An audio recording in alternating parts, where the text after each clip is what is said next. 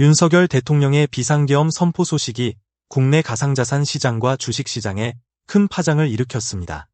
이에 따른 급격한 시장 변동을 살펴보겠습니다. 지난밤 윤 대통령의 비상계엄 선포 이후 국내 가상자산 시장은 30분 만에 비트코인 가격이 약 30% 급락했습니다.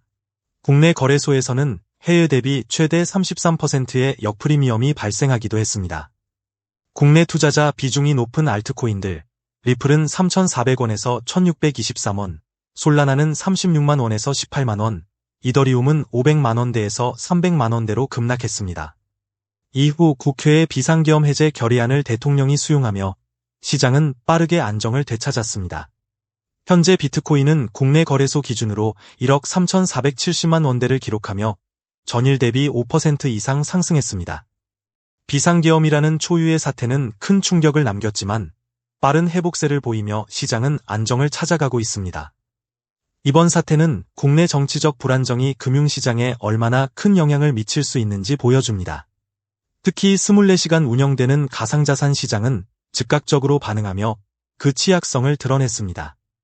국내 가상자산 시장은 높은 개인 투자자, 비중과 알트코인 중심의 투자가 특징입니다. 이러한 구조는 외부 충격에 대한 민감성을 키우는 요인으로 작용했습니다. 비상계엄 해제 이후의 빠른 시장 회복은 시장의 회복 탄력성을 보여줍니다. 그러나 이는 정치적 리스크가 투자 심리에 미치는 영향력을 상기시키는 사건으로 향후 투자자들은 보다 철저한 리스크 관리가 필요합니다.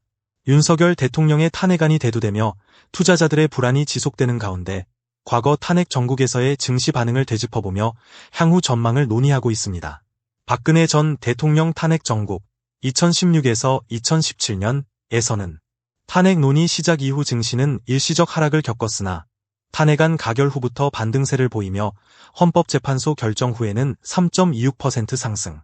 조기 대선 이후까지 코스피 지수는 상승세 지속되었으며 노무현 전 대통령 탄핵 정국 2004년에서는 정치적 혼란과 중국의 긴축 정책이 맞물리며 코스피 지수는 탄핵 정국 기간 동안 11.11% 하락. 헌재의 탄핵 기각 이후에도 회복세는 더뎠습니다. 과거 사례를 보면 정치적 혼란은 단기적인 증시 변동성을 키우는 요인으로 작용했습니다. 하지만 박근혜 전 대통령의 사례에서 보듯 정치적 혼란이 해소될 경우 시장은 빠르게 안정을 찾고 반등세를 보이기도 합니다. 노무현 전 대통령 탄핵 당시에는 글로벌 경제 환경이 악화된 시점이었고 이는 정치적 변수 외에도 추가적인 하락 요인이었습니다.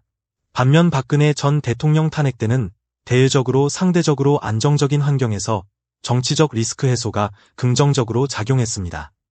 윤석열 대통령 탄핵안이 실제로 추진된다면 시장은 단기적으로 변동성을 겪겠지만 이미 정치 리스크를 반영한 상태일 가능성이 큽니다. 장기적으로는 경제 펀더멘털과 글로벌 시장 상황이 더 중요할 것으로 보입니다.